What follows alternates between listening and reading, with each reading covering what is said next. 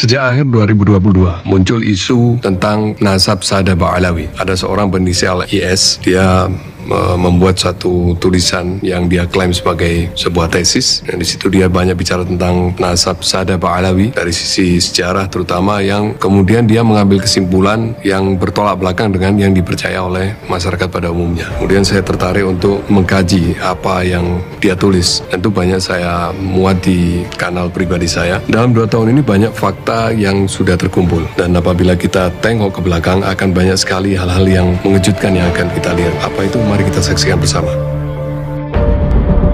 Habaib dalam operasi hitam. Media sebagai senjata utama pembentukan opini publik. Kenapa menjawab isu itu sangat penting? Hypnowriting dan Cochrane, apa itu? Ada hal menarik yang saya rangkum dari ulasan Haryoko R. Wiryosutomo, seorang konsultan psikologi dalam forum expert sharing tentang literasi digital di kantor Kementerian Kominfo beberapa waktu yang lalu, di mana beliau menjadi salah satu pembicaranya. Sebagian besar netizen tidak menyadari bahwa konten-konten, status-status, dan meme-meme di media sosial yang menimbulkan kontroversi memang didesain secara khusus untuk memicu perdebatan, percekcokan, silang sengkarut orang ramai.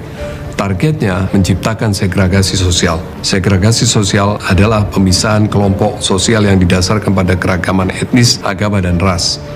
Ini adalah strategi yang dulu dipakai oleh penjajah Belanda yang pada masa itu dikenal dengan sebutan divide et impera. Segregasi sosial berdasarkan kelompok membangun dan mengentalkan sikap in group on group dalam masyarakat. Tujuan akhirnya menciptakan kelompok pendukung yang fanatik, pemarah, dan kebal terhadap data dan fakta yang disodorkan kepadanya. Dan ini semua menggunakan teknik hypnowriting. Pertanyaan berikutnya, siapa orang-orang yang menggunakan teknik hypnowriting di atas? Para cyber army, para buzzers, bisa juga relawan, bisa pula orang profesional, tentara cyber sewaan, cyber mercenaries. Apa yang disasar? Cochrane manusia, di mana security atau insecurity feeling berada. Kedua jenis perasaan tersebut adalah basic insting landasan survival spirit manusia. Cara menguliknya bagaimana? Dengan mendesain narasi-narasi dan gambar-gambar yang disisipi pesan subliminal, yakni pesan tersembunyi. Pesan tersembunyi tersebut berupa pesan yang tidak akan ditangkap oleh neokorteks, di mana pikiran kritis dan logika berada, namun langsung menusuk ke Cochrane. Contoh nyata,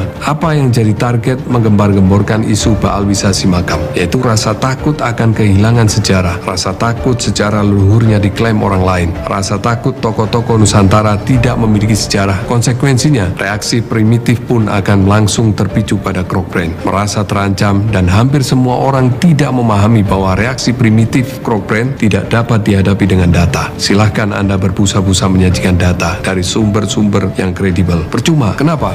Karena data hanya bisa dicerna oleh otak modern, neokorteks, bukan oleh Cochrane. Lalu bagaimana menghadapinya? Kita harus selalu menyajikan data. Hanya saja kita harus sadar bahwa data tersebut tidak untuk mereka yang kebal data, tapi untuk memelihara kewarasan orang lain yang masih mengedepankan neokorteksnya untuk berpikir.